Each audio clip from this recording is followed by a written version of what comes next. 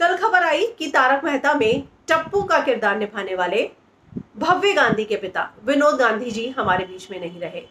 अब भव्य की मम्मी यशोदा गांधी ने एक इंटरव्यू दिया है और बताया है कि कैसे उन्हें दर दर की ठोकरें खानी पड़ी बेड अरेंज करने के लिए। भारत में बनी दवाइयों को दुबई से मंगवाना पड़ा। इतना ही नहीं, उन्होंने ये भी बताया कि कैसे 2 दिन के अंदर इन्फेक्शन जो है डबल होता गया, चाह कर भी कुछ नहीं कर पाए।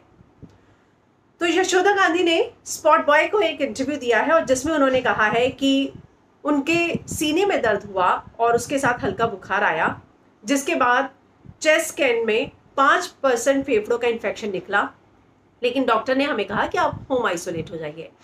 मैं जो है हमने होम आइसोलेट हो गए, जितनी भी चीज़ें कही थी करते गए। एक दिन मैं अचानक रूम में गई तो मैंने देखा उनका बुखार तो बढ़ता ही जा रहा है और 2 दिन में कोई भी आराम नहीं मिला। तो हमने फिर से सिटी स्कैन कराया और पता चला कि इन्फेक्शन जो है वो तो डबल हो चुका है।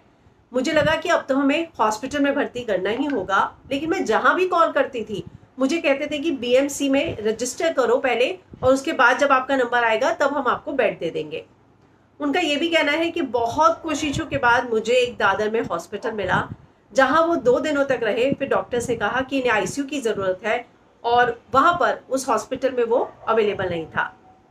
तो ऐसे में मरीज को दूसरे हॉस्पिटल में शिफ्ट करना पड़ेगा। मैं आईसीयू बेड ढूंढने के लिए कम से कम 500 कॉल किए मैंने।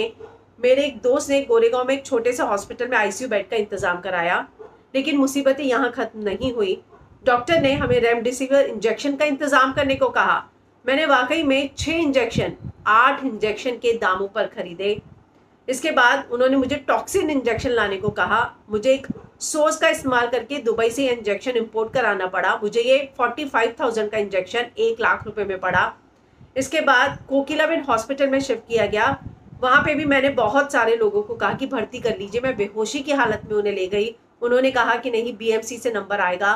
बाद में उनकी हालत देखकर उनको एडमिट किया। 15 दिन रहने के बाद मंगलवार को उनका निधन हो गया।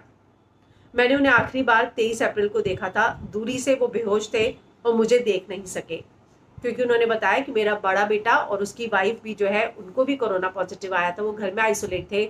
मैं उनका ध्यान रख रही थी, सारी भाग दौड़ भव्य कर रहा था।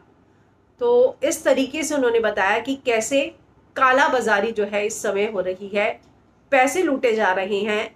चाहते हुए कितने भी दर दर आप हॉस्पिटल भटक लीजिए, बेड नहीं मिल रहा है, इंजेक्शन अरेंज करना मुश्किल हो गया है। 23 अप्रैल को आखिरी बार जो है उन्होंने देखा था। तो आप सोचिए यशोदा जी का जो दर्द होगा। उन्होंने बताया कि जो सिचुएशन थी, चाहे बेड पाने के लिए हो, दवाइयाँ लाने के लिए हो, हर सिचुएशन जो है बार बार कई फ़ोन करने पड़ते थे, तब जाकर चीज़ें अरेंज हो रही थी। तो एक बात तो साफ है, जो आज संभावना ने कहा था कि काश मेरे पिता भी बच जाते, कोविड ने उन्हें नहीं मारा है। तो ये जो सिचुएशन है, कोविड से तो इंसान बच ले, लेकिन कोविड होने पर जो फैसिलिटी चाहिए, जो हेल्थ सिस्टम चाहिए, जो ट्रीटमेंट चाहिए, वो कहीं नहीं मिल रहा, जिसकी वजह से सिचुएशन बद से बदतर होती जा रही है।